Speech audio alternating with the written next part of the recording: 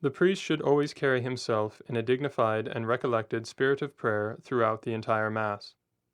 He should always walk face forward with head and shoulders held erect at a measured and unhurried pace. His eyes should be kept cast down a few paces directly in front of him. If he is not carrying anything while walking, the hands are always held joined before the breast. When the priest stands at the altar, he should face the altar squarely, standing erect, and not with bowed head or slumped shoulders. His feet should be close together, and he should never lean up or rest against the altar. When standing at the epistle side, he always faces the Missal squarely. If the Missal is at the center, he stands with his feet facing forward, but he may turn slightly at the waist to read from the Missal when necessary. At the Gospel side, he stands facing the Missal at an angle to the altar. Any time the priest must move from the center of the altar to the Missal and back, he first turns in the direction he intends to walk, and then proceeds parallel to the altar at a slow and measured pace. The priest may walk at an angle to the altar only if he is carrying an object which he must keep over the altar, such as the Missal after the Gospel or the Chalice at the ablutions.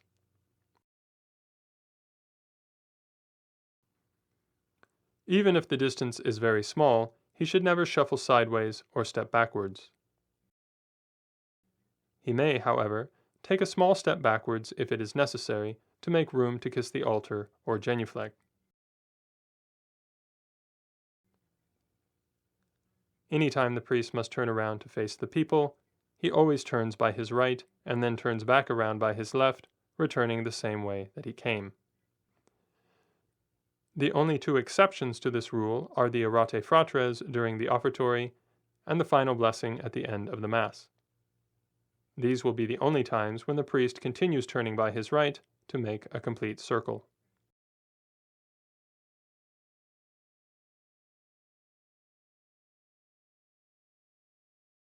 Whenever the priest is not carrying anything or performing any liturgical gesture, the hands are always held joined at the breast at a slight angle with the fingers pointed upwards. Prior to the consecration, the hands are joined with the palms flat against one another, the fingers extended and held together with the right thumb crossed over the left. From the consecration until the ablutions, the tips of the thumb and forefinger may not be separated in order to safeguard any particles of the sacred host from falling outside the corporal. The remaining fingers are held extended and close together.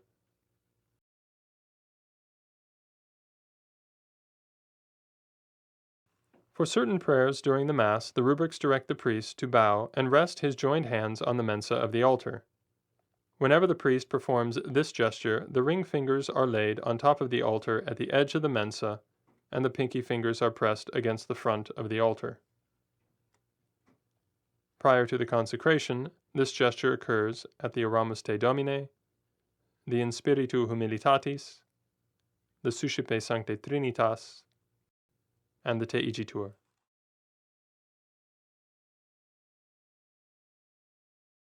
After the consecration, this gesture is done at the Supplices Te Rogamus and the three prayers before communion.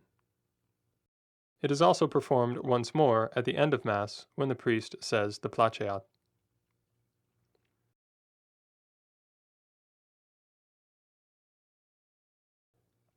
At various times throughout the Mass, the rubrics direct the priest to separate his hands. They may be separated and immediately rejoined, as the priest does whenever he turns around and says, Dominus vobiscum. They may be separated and held extended, as when he reads the principal prayers of the Mass during the canon. Or they may be extended, elevated, and rejoined, as he does at the beginning of the Gloria and the Creed, the Veni Sanctificator, just before the Te Igitur, and before the final blessing. The hands should never be extended beyond the width of the shoulders, nor are the palms ever raised above the height of the shoulders. Any time the priest extends his hands, he always keeps the fingers close together and pointed upwards. The palms of each hand should always be turned so that they are held parallel, facing one another. Prior to the consecration, the thumb and forefinger are held extended. After the consecration, they are kept joined.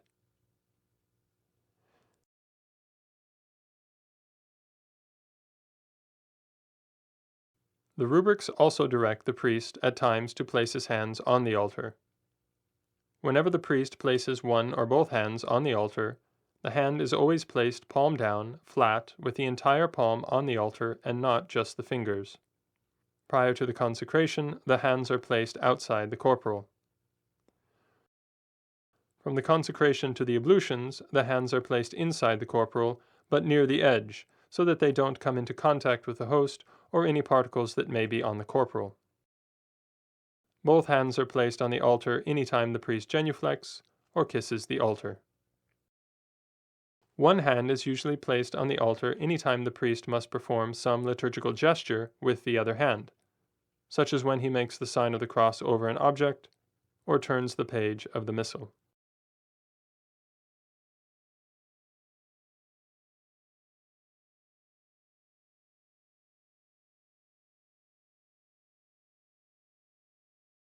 There are a number of common movements with the hands that are performed many times during Mass, which it is good to practice and have memorized.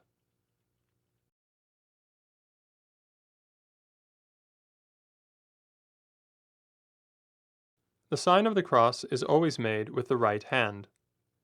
When making the sign of the cross on oneself, the left hand is always placed flat against the breast, and the right hand held fully extended with the fingers close together.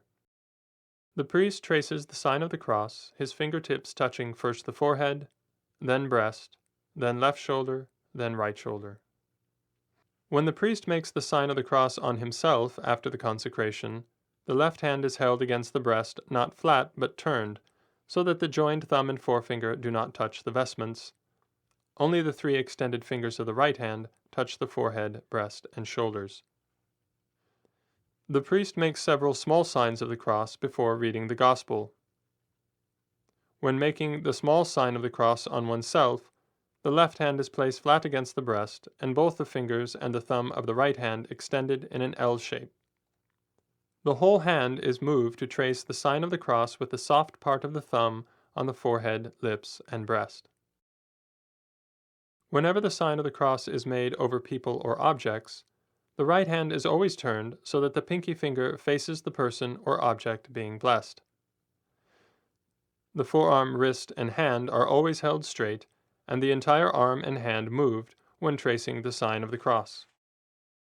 The fingers should always be held fully extended and close together, except after the consecration, when the thumb and forefinger are kept joined. Signs of the cross are always made in the form of a Greek cross. This means the length of the vertical and horizontal lines traced should be identical. The exact dimensions of the cross will vary depending on the size of the object.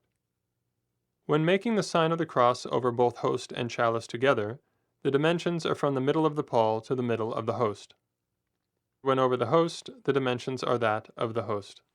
When just over the chalice, the dimensions are that of the pall. When the priest makes the sign of the cross over the people at the final blessing, the dimensions are the same as when the priest blesses himself: forehead to breast, and left shoulder to right shoulder. Any time the priest must make the sign of the cross over a person or an object, he will always first join his hands and then make the sign of the cross, placing the left hand on the altar.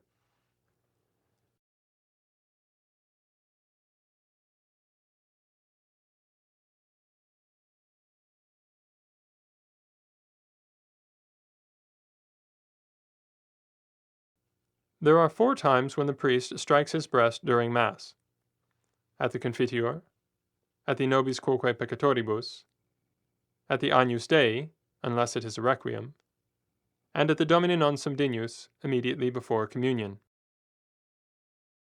Whenever the priest strikes his breast, he always does so with the right hand. Before the consecration, he strikes his breast with all 5 fingers extended.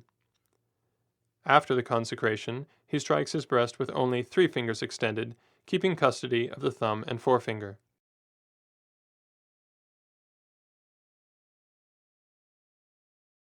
The practice of keeping proper custody of the hands is especially important when handling the altar missal. Because different missals are arranged differently depending on the publisher and the age and size of the missal, page turns can frequently occur in unexpected or awkward places. It is very helpful to familiarize yourself with the particular altar missal you will use before saying Mass, noting especially where the propers of the Mass are located and where the page turns will occur in the canon. At Low Mass, the altar missal is placed on the epistle side of the altar before Mass, with the book closed and the pages facing towards the center. When the priest opens and closes the book, he does so with both hands, opening it back to front, or turning it on its spine and opening both ends at once.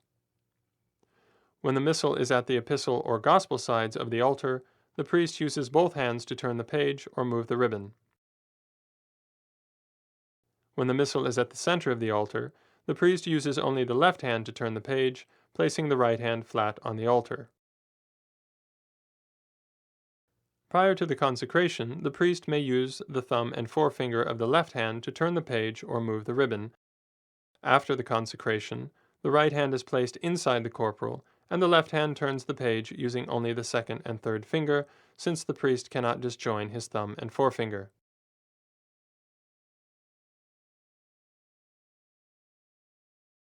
Whenever the priest must cover or uncover the chalice during Mass, the right hand always takes the pall and the left hand is always placed at the base of the chalice to steady it.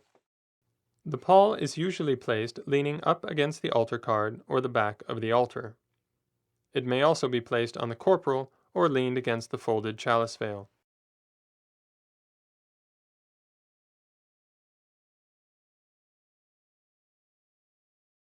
In order to maintain proper recollection throughout the Mass, it is important that the priest keep strict custody of his eyes. The rubric always directs that whenever the priest is not reading the text of a prayer, he keep his eyes cast down in front of him. This is especially important when he is walking to and from the altar and whenever he turns around to face the people.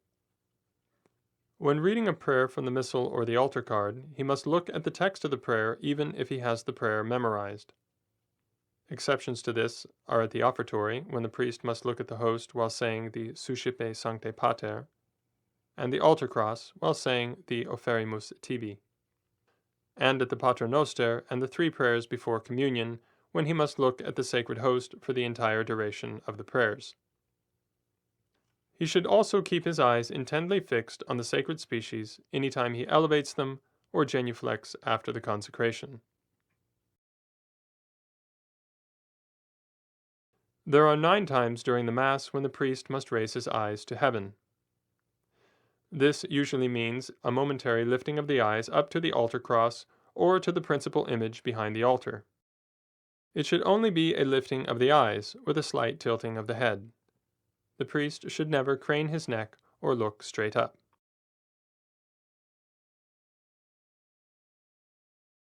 The rubrics direct that each prayer be spoken in a specific tone of voice. There are 2 tones of voice used in the Low Mass. The first tone is the vox clara, or loud tone, which should be pronounced in a clear and distinct voice, so that those who need to make the responses can easily hear the priest. In nomine Patris et Filii et Spiritus Sancti. Amen. In tribu adultari Dei. Ad Deum creativicat juventutem meam. Iudicum et Deus et Decene. The actual volume of the loud tone will differ depending on the circumstances. If there are other priests at nearby altars also offering Mass, the loud tone will be raised only slightly above a whisper so as not to disturb the masses of the other priests. Dominus vobiscum. Et cum spiritu tuo. If the Mass, however, is one in which the people will be making the responses along with the server, the loud tone should be elevated so that those in the pews will be able to hear and respond. Dominus vobiscum.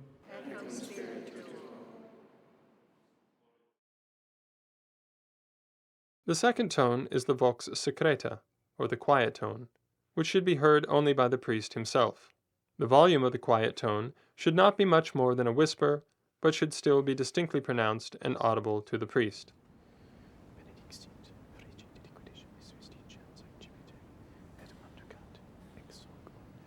This is especially important for the words of consecration to ensure the validity of the Mass. They must be pronounced distinctly, but quietly. Hoc est enim corpus meo.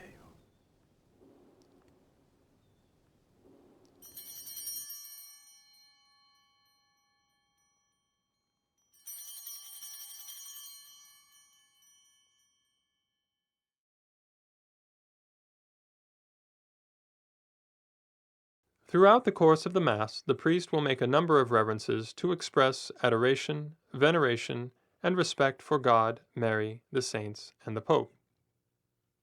The rubrics prescribe a number of different kinds of bows and genuflections to signify the reverence due. Bows made during Mass will either be of the head or of the body. Each is divided into different degrees depending on to whom the reverence is being made. There are 3 degrees of bows of the head.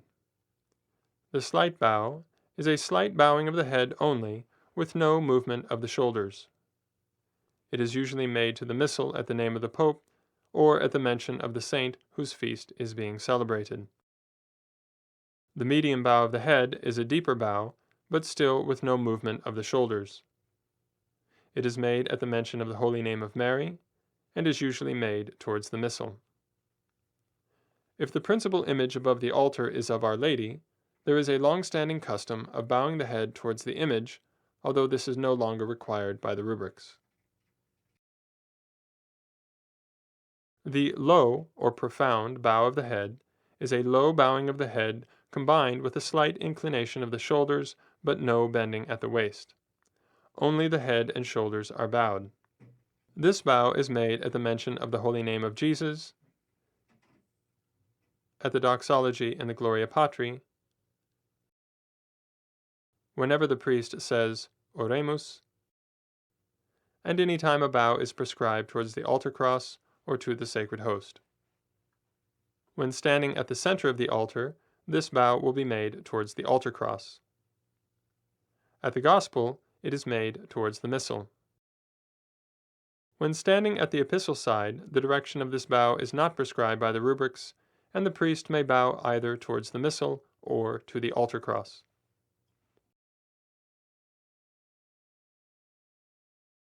There are 2 degrees of bows of the body, medium and profound. The medium bow of the body is a low head bow combined with a deeper inclination of the shoulders and a slight bending at the waist. It is made for numerous prayers throughout the Mass, sometimes with hands joined on the altar and sometimes with hands at the breast. The profound bow of the body is a profound inclination at the waist, such that the fingertips could touch the knees. This bow is made for the Confiteor at the beginning of Mass, for the Munda Cor Meum, for the first part of the Te Igitur, for the Supplices Te Rogamus, and also at the beginning and end of Mass at an altar where the Blessed Sacrament is not reserved.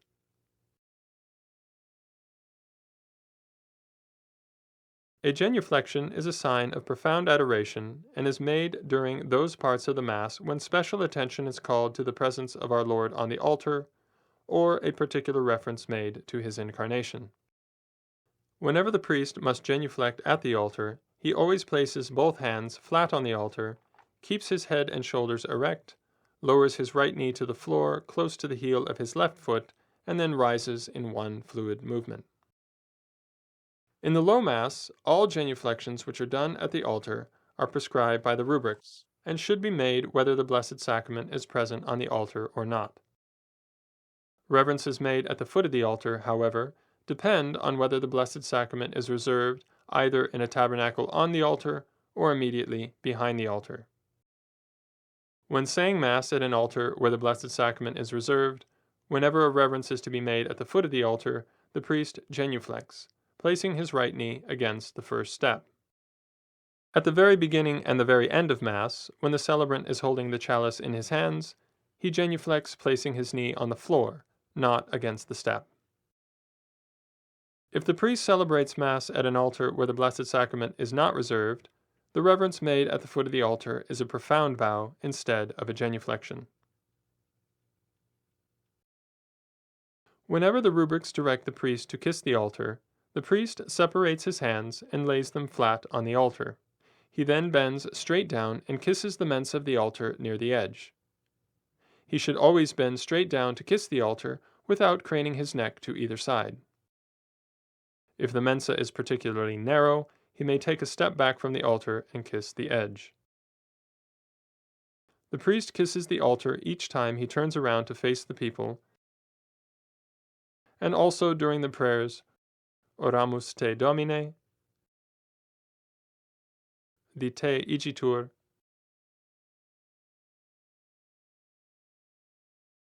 and the Supplices te Rogamus.